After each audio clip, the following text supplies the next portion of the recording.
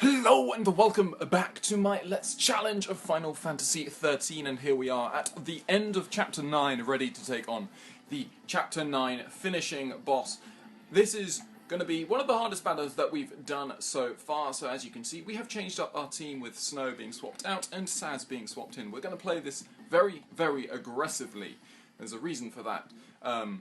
It's just a hell of a lot more fun to play more aggressively. So as you can see, I've used up most people's CP. Actually, Snow is actually maxed out his Crystarium at the moment, so that's why he's got some spare over.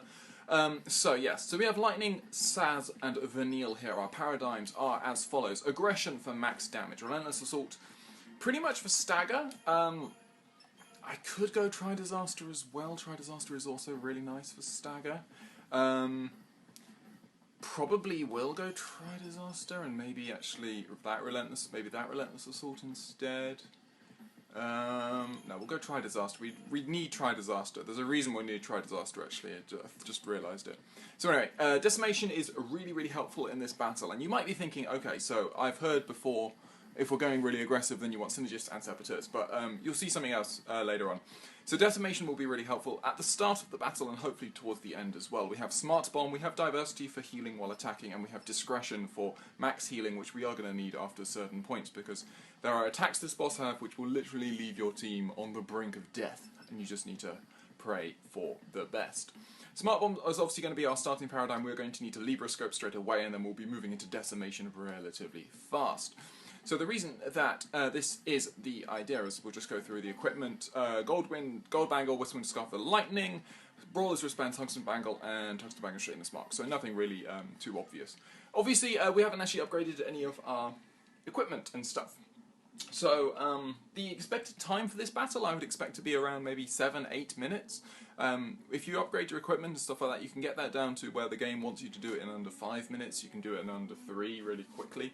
So yeah, it's a game. It's obviously a battle that you can make easier for yourself. But again, I don't like upgrading my equipment until close to the end, because only then can you really do the upgrading of your equipment actually particularly efficiently. And most of the time beforehand, you won't actually be doing it very efficiently at all.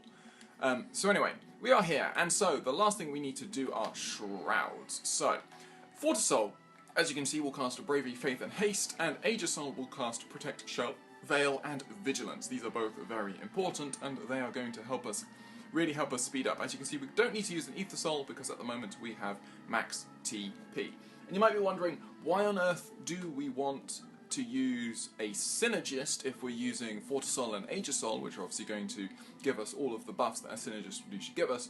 But at the start of this battle we do have small enemies, parts of the boss which are elementally weak, so I'm wanting to get those end spells on our weapons so that we can really smash things up when it comes to using Try Disaster, and then later using Aggression as well. So that is that. We are going to equip our Fortisol, we are going to equip our Aegisol, and then we are going to come down here and we're going to start a brilliant cutscene, and then let's see how this battle goes.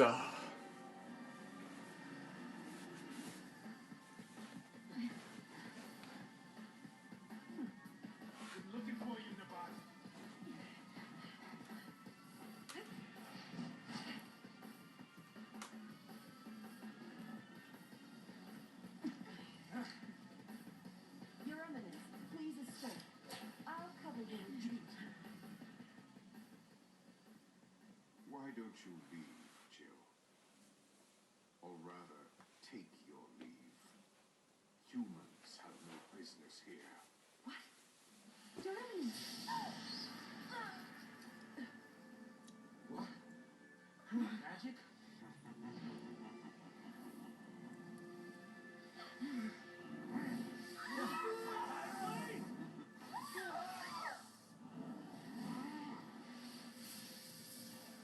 Monster! People are not yours to use! What else does one do with tools? Cocoon is a factory built by Falcine, a factory for the mass production of human thralls. Not anymore, it's not. What can mere men do? Without our help, death is all of which you're capable. You saw the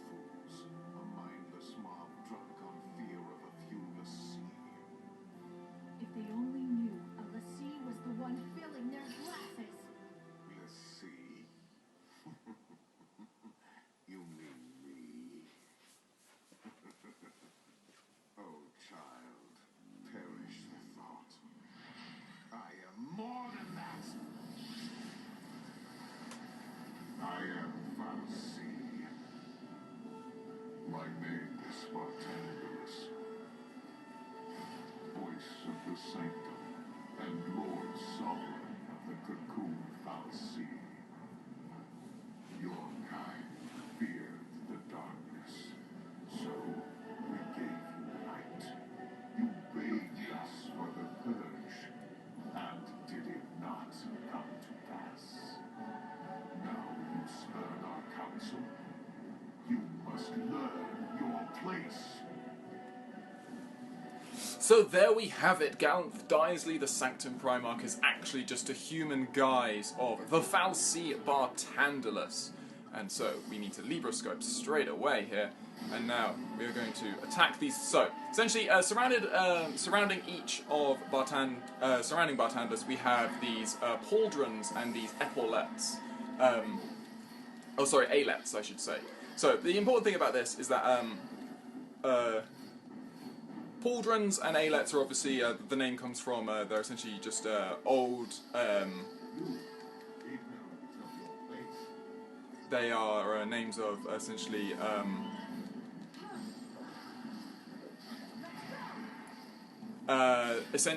am I trying to say? They are medieval armour that you wear on your shoulders, essentially, and that's why obviously they are here on Bartandalus' shoulder. So as you can see, essentially, we need to take out all of the epaulettes and stuff like that before we can actually start doing any damage to this guy, really. So we're going to start off by taking out each of these in turn, and as you can see, each of these has its own elemental weakness and elemental strength. They are the ones that are casting all of these magic spells, essentially, on us. And, so essentially, this one, as you can see, is electric weakness but is weak to water. There is one that's fire but weak to ice, one that's ice but weak to fire, and etc. like that.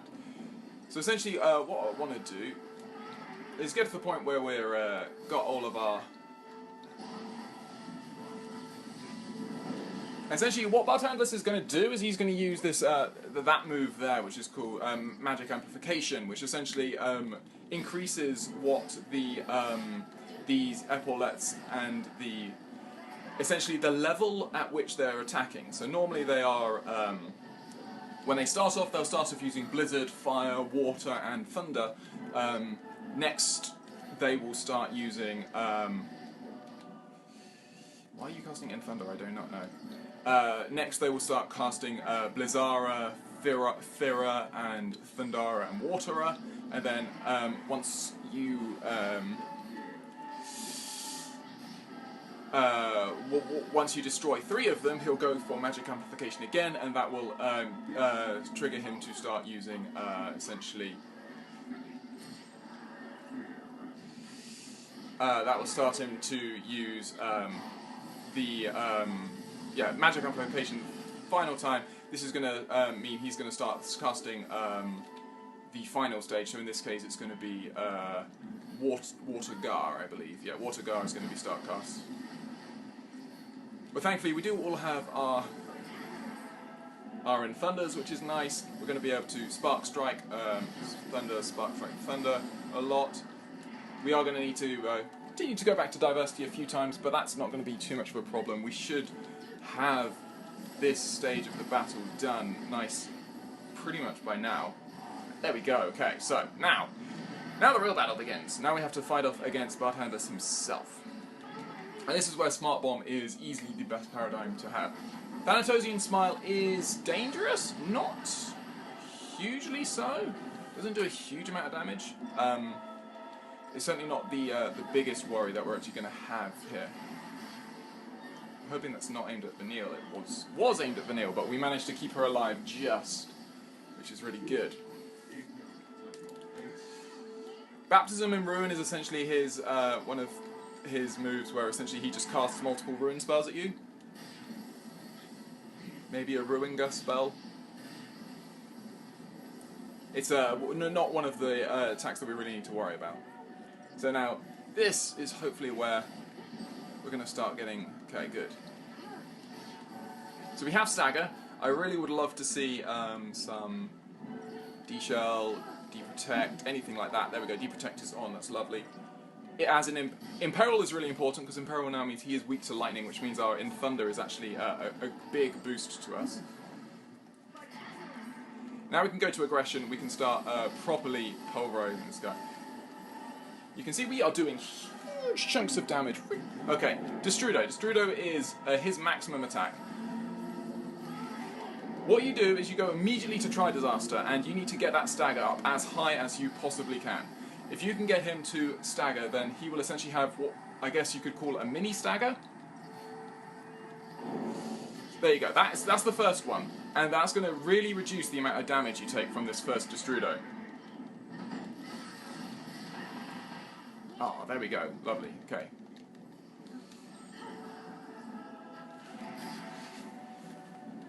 So yeah, so essentially with Destrudo, you just want to essentially go to Try Disaster and try and stagger him as fast as possible, because the more you get that stagger bar up, the more damage, the less damage his attack does, and the more damage you do to him. And there we go. We defeat him in 5 minutes 5, which is really nice.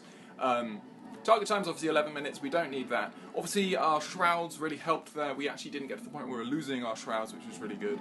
And ultimately, you saw that as soon as you get to as soon as we had him staggered, and as soon as we had Deprotect, Imperil, I think we probably had D-Shell on there as well, we were doing so much damage in aggression. So, yeah, not too bad.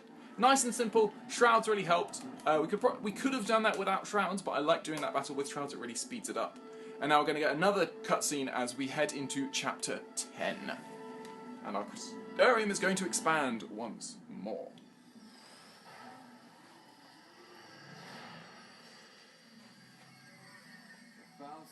Running the sanctum.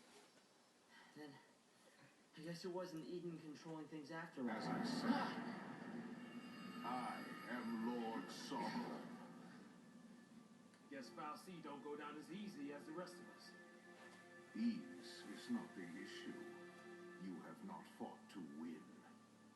You should know quite well already the sure way of dispatching our kind. Ragnarok.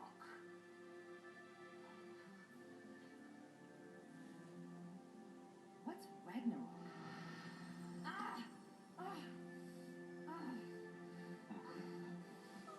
Pitiful Lassie, you've forgotten your focus.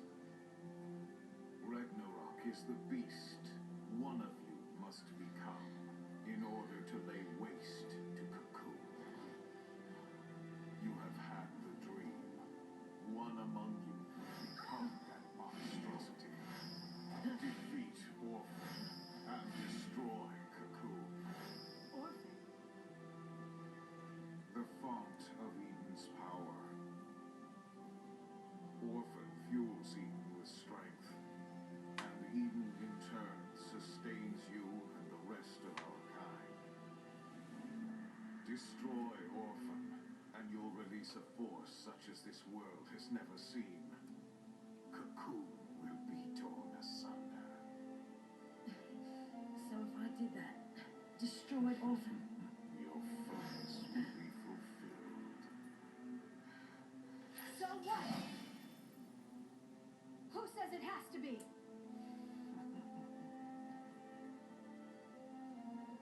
Sarah asked us to save Cocoon before she turned to crystal.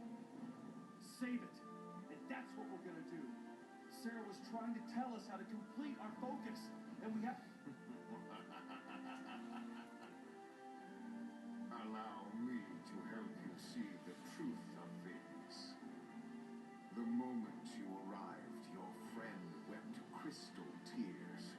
This was because her focus required that you be brought together. That girl did nothing but assemble the tools for Cocoon's destruction. Did it never occur to you? Or did you simply refuse to countenance the thought? If you will not face the truth, then face the peril of your plight.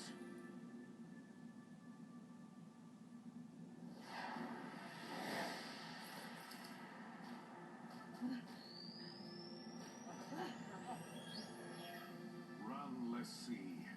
See how stark reality is.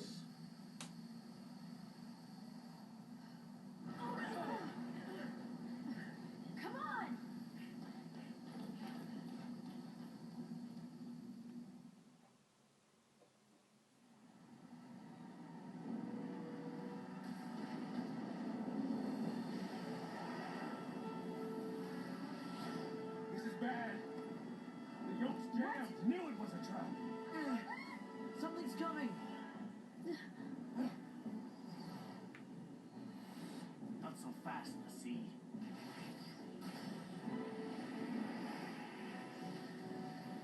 Hang on!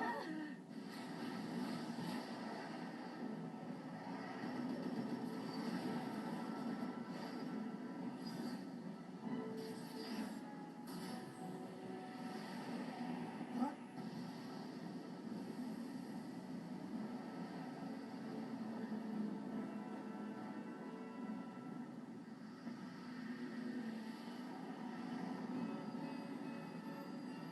The hell kind of ship is this?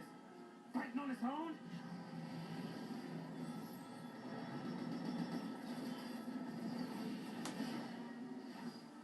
Clever, aren't you?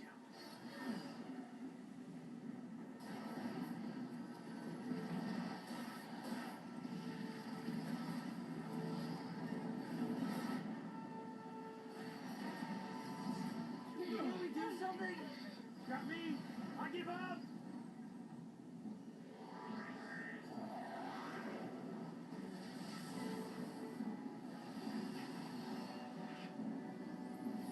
The seal.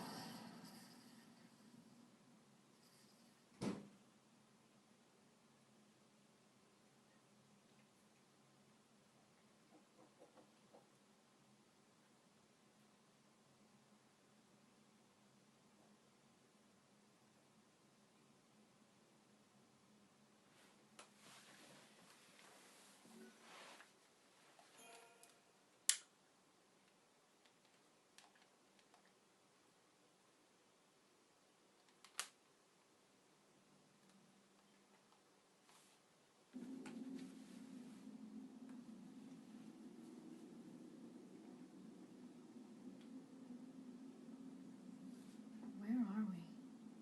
Looks like a piece of pulse. Pulse?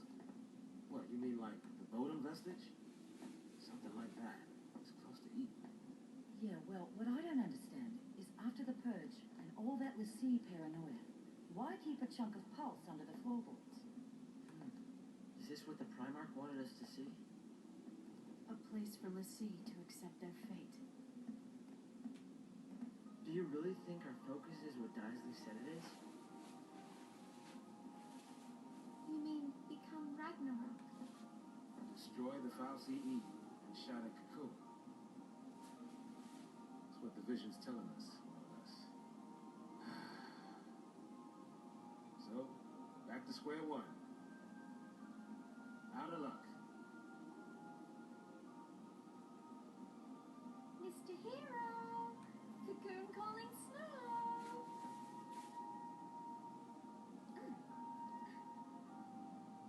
It's almost like Daisley wants it to come true. Seems that way. You sure didn't mind explaining it. Here's your focus on the silver platter. But that doesn't make sense. I don't get it. Why would a Cocoon Falsi want to destroy Cocoon? Maybe it's a Falsi thing. You know what I mean? Some grand design we just don't understand. Huh. Hey, Snow, nothing from you?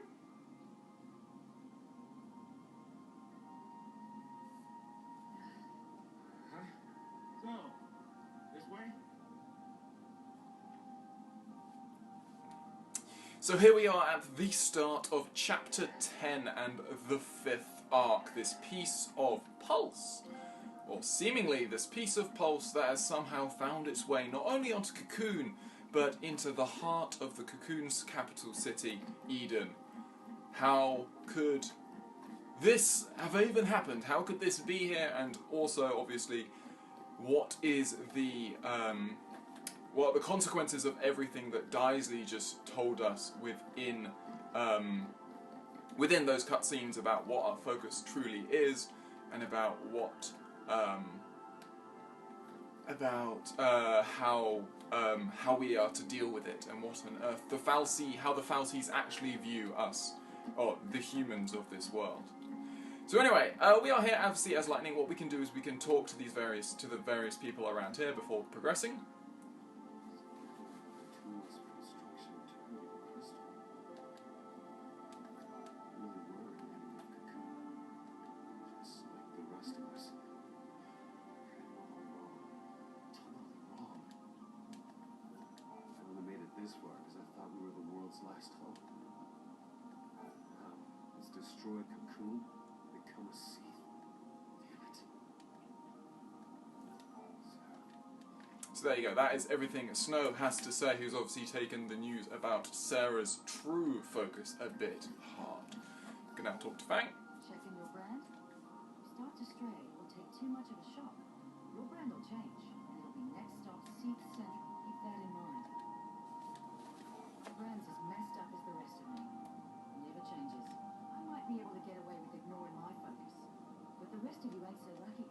Don't even want to think about being the only one left. Hurting a flock of Seek. Snow's taking this all pretty hard. Seeing him go from being so damn upbeat to such a mopey wreck is making me feel depressed. I'm worried about his brand. Checking your brand. Okay, so there we go. That is Fang, and indeed she is right to be worried about Snow and his brand. He certainly has taken everything rather hard. Essentially, we're not going to go too far here in Chapter 10. There isn't really too far we can do. Obviously, don't have too much time of this episode, but there is a cutscene that I would want to reach, which really does open up the game somewhat. Where's Saz? I never know where Saz is in this section. Believe everything about these says. He's telling us our focus is to destroy Cocoon. But who knows? He could be lying to trick us into helping him to do something else. We should listen to Sarah, not some foul seek. No matter what our focus is, we still make our own decision. Worst comes to worst, we can always just do nothing and wait for time to run out. After all, there's no stopping our plans. I got on that purge train on my own. Sanctum said we'd just be shipped out of Cocoon, and I believed it. I thought if I went back to Grand Pulse with that foul seed, I might be able to escape all this. But I guess things have a funny way of catching up with you. I believe everything he's telling us. He could be lying. We should listen. So there we go. That's Vanille, who's obviously still her remarkably upbeat self. Gotta love how she doesn't seem to take any of this too much. Looks like we can talk to Hope, but doesn't look like we'll be able to talk to Saz. I don't know. Maybe he just didn't have. They didn't want to. Isley was really the fal'Cie bartender. The vision he was talking about was that crazy Ragnarok dream we all had when we were made into a sea. One of us is supposed to become this Ragnarok thing and destroy Eden.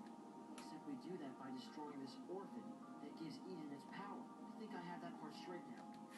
I like how Hope's essentially here just to sort of clear everything up for you. Candidates who could attack Cocoon. We all showed up at the Pulse fal'Cie's place. So she turned to Crystal. Snow was wrong from the start then. That makes a lot more sense. Not that I'm happy about it. Reigns should be off fighting the Sanctum by now. We gotta get out of here and join up with him. Still, rushing straight into the middle of the fight's probably just what Isley wants us to do. So Yeah. So essentially, he's just here just to sort of help clear up everything, ensure that you understand what's going on as well. So anyway, we are going to continue into the ruins here and get another little cutscene. I gotta apologize. Looks like I was wrong. About Sarah's focus? Not like you to second guess yourself. Well, even heroes make mistakes. What about your plan to protect Cocoon? Either way, your faith in Sarah was strong. That strength got you this far. It was all wrong. Yeah, you tried so hard to convince us that you even fooled yourself. You've been a total idiot. But still, it saved me. You trusted Sarah. Let that faith drive you. It even made me want to believe.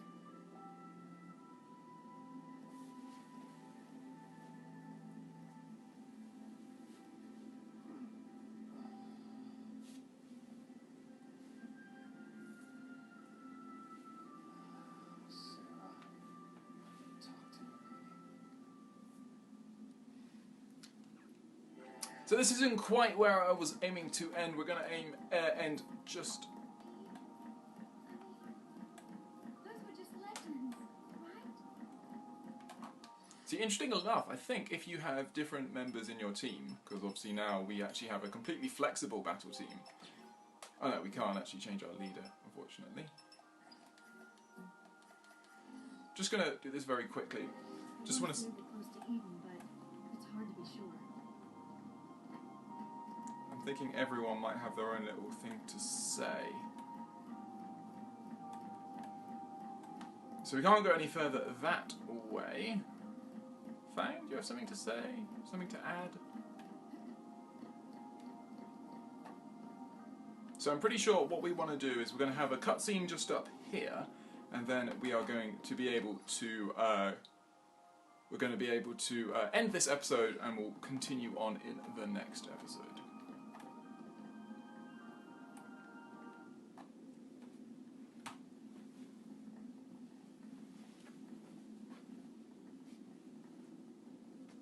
I can't believe we're still in Cocoon. It's kind of creepy.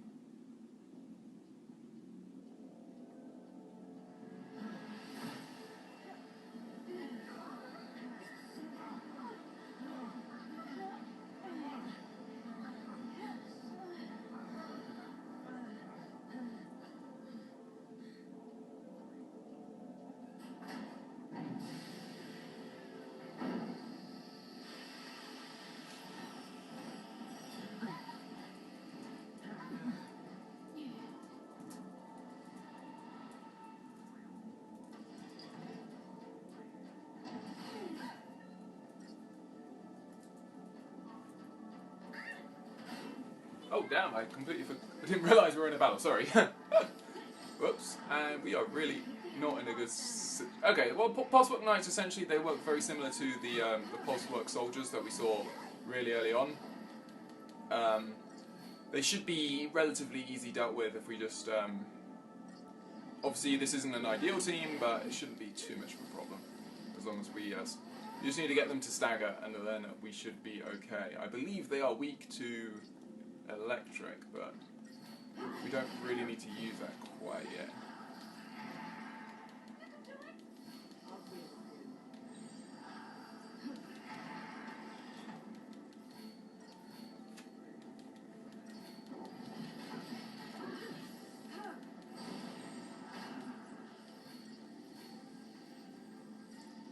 Obviously, so essentially, as soon as you get to stagger like this, they get completely immobilized.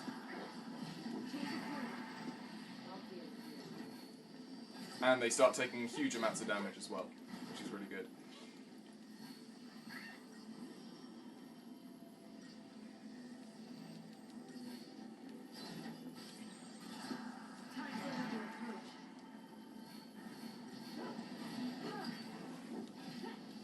So we'll just stagger this guy, and then we should be done with this, and then we'll get another cutscene, and then we'll finally be able to end this episode. I didn't realise there was a battle in between these cutscenes.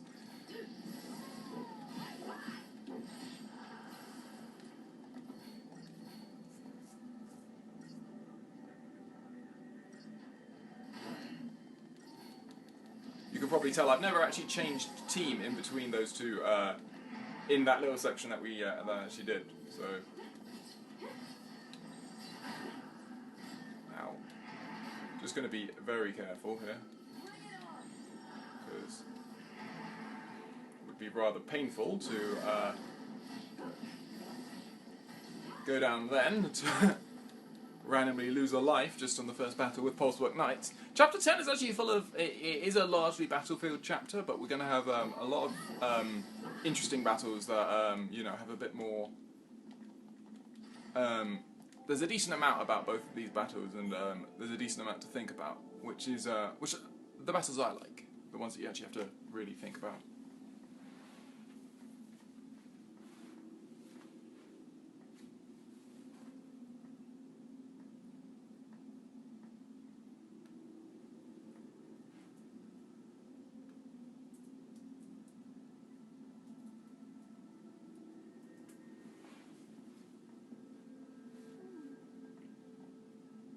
This place.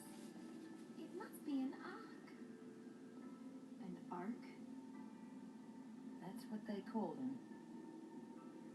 Long ago, the Falseed who made their home on Grand Pulse were afraid of invasion from the outside.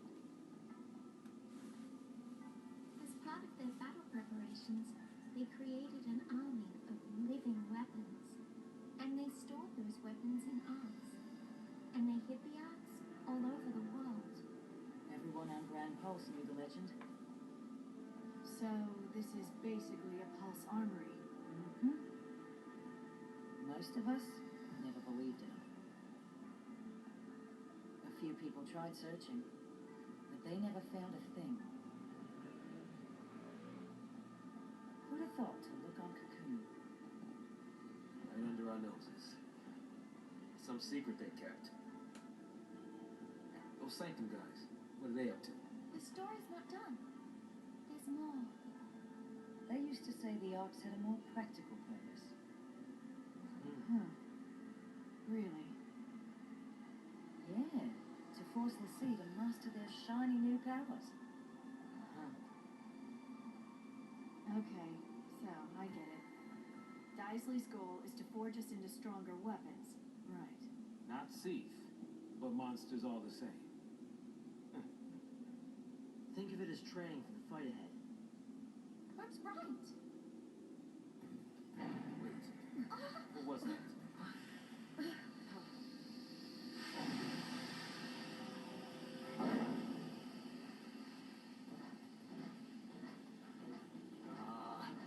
These guys.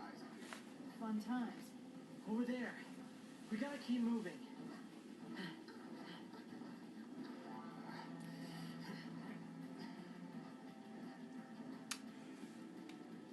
So there we are here at the vestibular hold here in the 5th arc. We are actually going to very quickly run back, as they say this ain't good. I do just want to see something. If I say swap the entire team to the boys, what do they say? Say anything?